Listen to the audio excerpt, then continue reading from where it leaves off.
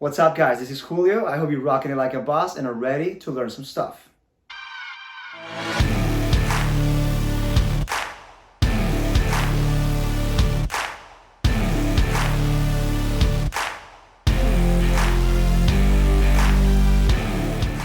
Welcome to another edition of Spanish in a Nutshell, where I explain complex subjects in a simple way.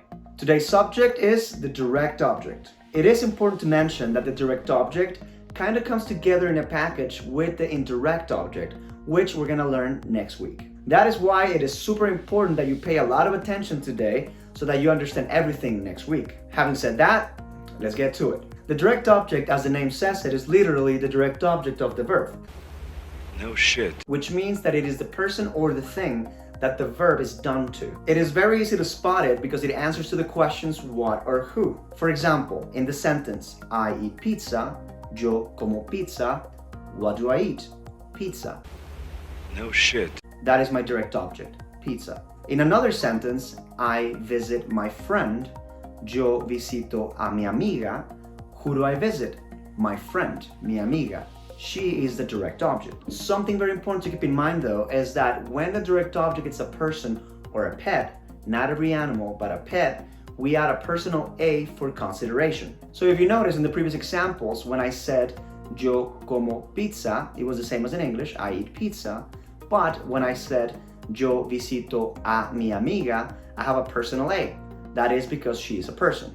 Another example of this difference would be, for example, if I say yo lavo mi carro, I wash my car, there's no personal A because it's not a person or a pet. But if I say yo baño a mi tiranosaurio rex, I shower my T-Rex, then because it is my pet, it has the A for consideration. So that is the first part of the direct object. Pretty much is the one that receives the action directly.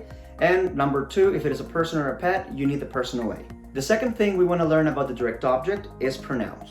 You might already notice this in English or maybe not, but we use a lot of pronouns in our daily life. Once we mention a person, we don't want to be repeating their name. I don't want to say, I love my mom and I visit my mom and I hug my mom. That's very repetitive. So what we do is we substitute my mom with her, right? So we say, I love my mom, so I visit her and I hug her. That's a very common thing to do. That little word that I'm using to substitute my mom, I visit her, or anybody else, I visit him, I visit them, I visit you. Those are the object pronouns. And of course, it makes sense that we have the same function in Spanish. So here are the direct object pronouns of Spanish. You might want to stop the video if you want to make some notes. A few moments later. Now that you have the direct object pronouns in Spanish, the one important difference between English and Spanish when using this type of sentence is how we organize the words. For example, in English, you write the pronoun, the verb, and the direct object. You say, I visit her. In Spanish though, the only difference is that we put the pronoun before the verb. So instead of saying I visit her, we say yo la visito, as if you were to say I her visit. I recommend you to not make a big deal out of it. Oh my god, this is so difficult, they are backwards. No, it's not. It's not difficult. All you gotta do is put the pronoun before the verb and you're good to go. While you get used to it, you can just do it slowly. Yo visito, I visit, and then you put the pronoun in between. Yo la visito, I visit her. Or yo te visito, I visit you. It's that simple. Let me give you examples using every pronoun as an object so you can understand it better. Tú me visitas. You visit me. I am the object. You visit. Yo te visito. You are the object. I visit you. Te. Yo lo visito. I visit him. He is the object. Tú la visitas. You visit her. She is the object. Él nos visita. He visits us. We are the object. He is visiting us. Yo los visito or yo las visito.